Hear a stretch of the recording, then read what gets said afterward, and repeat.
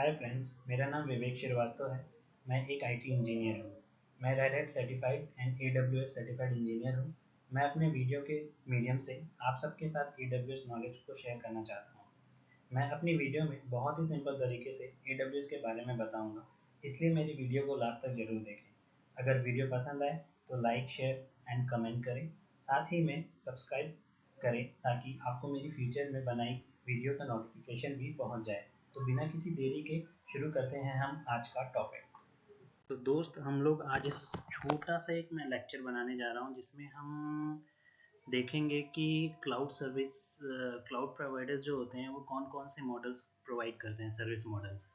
तो ये कोई स्पेसिफिक सर्विस मॉडल नहीं है कि सिर्फ अमेजोन ही इसको यूज़ करता है, बट जितने भी क्लाउड सर्विस प्रोवाइडर हैं जनरली इस सर्विस मॉडल को फॉलो करते हैं। तो जनरली हम देखते हैं अगर तो cloud service model basically 3 types के हैं जिसके बारे में हम डिस्कस करेंगे, जिसको हम बोलते हैं IaaS, PaaS एंड SaaS। तो हमें इसकी ज़रूरत क्यों पड़ी, मतलब हमें एक मॉडल की ज़रूरत क्यों पड़ी।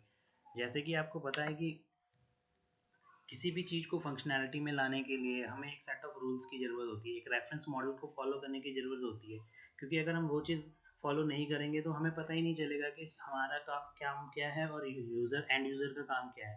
तो इस तरीके से जो गैप बनेगा तो थोड़ी सी मिस अंडरस्टैंडिंग हो सकती है। तो बेसिकली एक रेफरेंस मॉडल बनाया गया जिसमें ये डिसाइड किया गया कि कौन सी फंक्शनैलिटी क्लाउड सर्विस प्रोवाइड करेगा और कौन सी चीज़ें ऐसी होंगी जो यूज़र को करनी होंगी अपने लिए। तो इस तरीके से 3 मॉडल्स को बनाया गया जिसको बोला जाता है IaaS, PaaS एंड SaaS। तो आप जैसे मेरे पीपीटी में देख पा रहे हैं, तो इसमें क्या है कि मैंने बेसिकली 3 टाइप सर्विस मॉडल को डिफाइन किया है यहाँ पे। तो इसमें IaaS को हम बोलते हैं infrastructure as a service, PaaS को हम बोलते हैं platform as a service and SaaS को हम बोलते हैं सॉफ्टवेयर एज ए सर्विस। तो आप मेरे पीपीटी में राइट हैंड साइड में देख सकते हैं कि इसमें IaaS सबसे नीचे आता है, फिर पास आता है हमारा, उसके बाद SaaS आता है और फिर हमारा क्लाइंट का इंटरफेस होता है। तो एक एक करके हम इसके बारे में थोड़ा थोड़ा डिस्कस कर लेते हैं। जैसे कि आपको पता है कि IaaS को हम बोलते हैं इंफ्रास्ट्रक्चर एज ए सर्विस। ये एकदम बेस लेयर होता है हमारे क्लाउड सर्विस मॉडल का। जैसे कि आपको पता है कि नाम से ही पता चल रहा है कि इंफ्रास्ट्रक्चर के बारे में ये कुछ बात कर रहा है। तो इसमें क्या होता है कि जो भी आपका क्लाउड सर्विस प्रोवाइडर होता है इसमें वो क्या करता है कि आपको फिजिकल सर्वर या फिर वर्चुअल सर्वर्स प्रोवाइड करता है, उसमें आपको हार्ड डिस्क देता है, स्टोरेज के लिए देता है, नेटवर्किंग प्रोवाइड करता है। तो ये जो बेसिक चीज़ें होती हैं जो इंफ्रास्ट्रक्चर में आती हैं वो आपको क्लाउड सर्विस प्रोवाइडर प्रोवाइड करता है। और आपकी क्या रिस्पॉन्सिबिलिटी होती है, उसमें आपको क्या करना होता है, जो भी आपको सर्वर मिला है, जो भी आपका सर्वर मिला है, आपके पास जो भी हार्ड डिस्क है, जो भी आपको नेटवर्क प्रोवाइड किया गया है, उसमें आपको अपना एक ऑपरेटिंग सिस्टम को इंस्टॉल करना होता है और आपको काम करना होता है। तो जैसे कि आपको पता है कि इंफ्रास्ट्रक्चर में अगर आपने एक वर्चुअल सर्वर लिया तो आपको इस इंफ्रास्ट्रक्चर के बारे में सोचने की ज़्यादा ज़रूरत नहीं है। आपको क्या, अमेजोन हो गया या फिर आपका कोई भी क्लाउड सर्विस प्रोवाइडर हो गया, चाहे वो गूगल हो गया, चाहे वो ओरेकल हो गया, चाहे वो IBM हो गया, वो क्या करते हैं, वो आपको इंफ्रास्ट्रक्चर प्रोवाइड करते हैं। उसमें आपको अपना OS इंस्टॉल करके आप अपने बाकी के काम कर सकते हैं। आपका क्या, कितना रैम होगा, आपका कितना CPU होगा, आपको कौन सी वर्चुअल मशीन लेनी है, फ्लेवर कौन सा होगा, विंडो है, रेड हैट है या फिर उबंटू है। तो ये सारी चीज़ें आप अगर बता देंगे अपने सर्विस प्रोवाइडर को तो वो इन सारी चीज़ें को टेक केयर खुद ही करेगा। अगर हम एग्जांपल की बात करें इसमें, तो इंफ्रास्ट्रक्चर एज ए सर्विस में आपका EC2 इंस्टेंस आता है, स्टोरेज आता है, लोड बैलेंसर आता है, ये इसके एग्जांपल, और इलास्टिक ब्लॉक स्टोरेज भी आता है इसके अंदर। तो ये हमारा इंफ्रास्ट्रक्चर का एक पार्ट है। तो इसके बाद क्या होता है, प्लेटफॉर्म एज ए सर्विस की बात कर लेते हैं हम लोग। तो जैसे कि आप मेरे स्क्रीन पे देख पा रहे होंगे, प्लेटफॉर्म एज ए सर्विस को हम पास बोलते हैं, जो कि एक लेयर अप होता है आपके इंफ्रास्ट्रक्चर एज ए सर्विस के।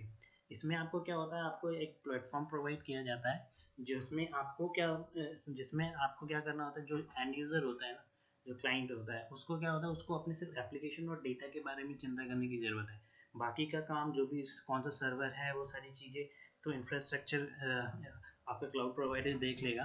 और इसमें आपका जो है ओएस का इंस्टॉलेशन आपको करना होता है, मतलब कि आपके पास जो सर्वर रहेगा उस पर आपको ओएस को आपने इंस्टॉल किया, आपने उसमें कोई डिप्लॉयमेंट किया और उस एप्लीकेशन को डिप्लॉय करके मैनेज करना होता है सब।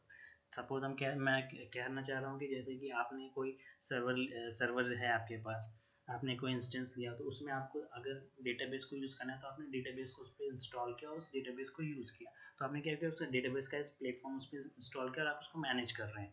तो इसमें प्लेटफॉर्म में क्या होता है कि प्लेटफॉर्म में कुछ सर्विसेज आती हैं, जैसे डेटाबेस हो गया, इलास्टिक बीनस्टॉक हो गया, गूगल का आपका एप्लीकेशन इंजन आता है, अपाचे आता है।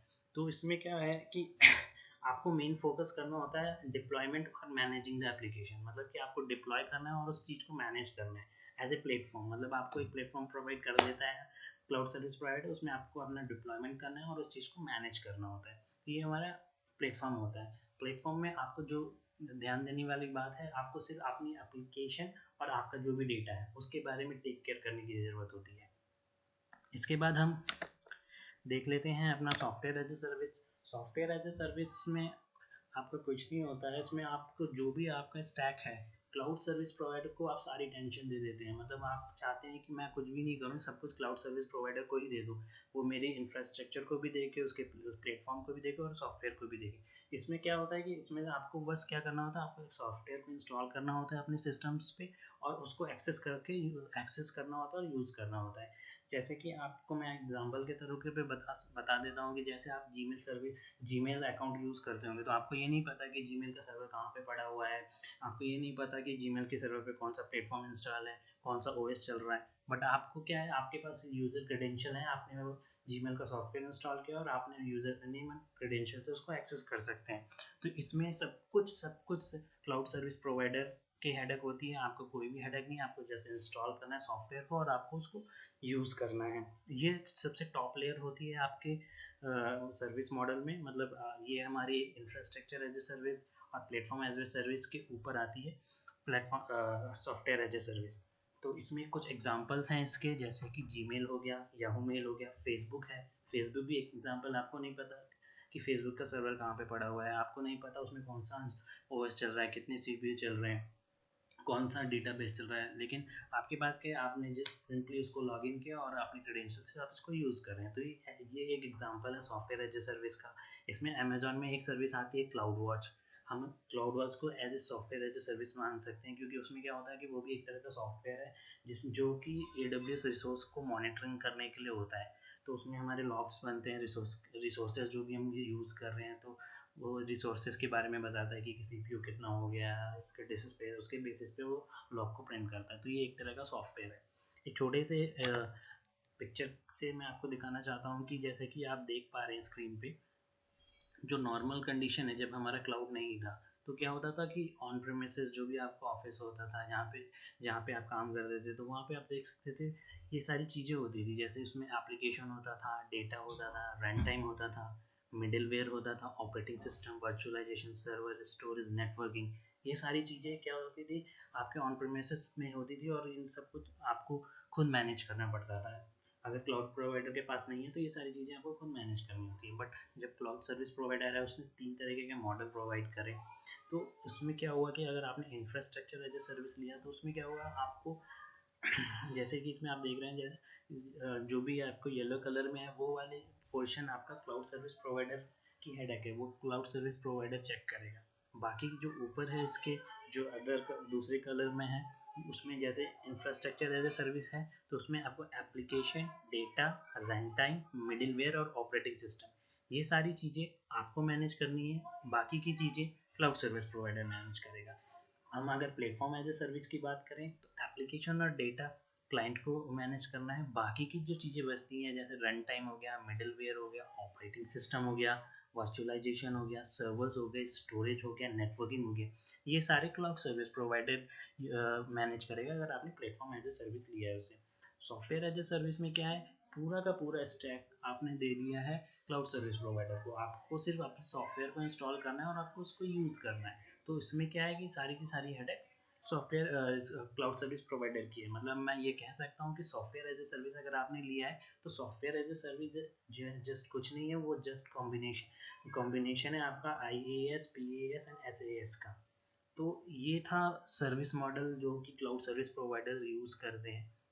एक छोटा सा बेसिक टॉपिक था जो मैंने आपको एक छोटे से वीडियो से समझाने की कोशिश की है। अगर आपको ये अच्छा लगा तो प्लीज़ इसको शेयर करें और थैंक्स फॉर वॉचिंग।